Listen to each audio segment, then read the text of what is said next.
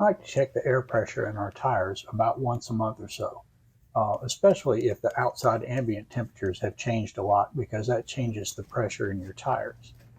But checking the air pressure in the spare on the Honda Ridgeline is really difficult. You've got to pull the tray all the way out, remove the little foam insert inside the tire that holds all your accessories, and then remove the tire and flip it over to get to the air valve. So here's what I ordered to make access to the spare tire valve much easier.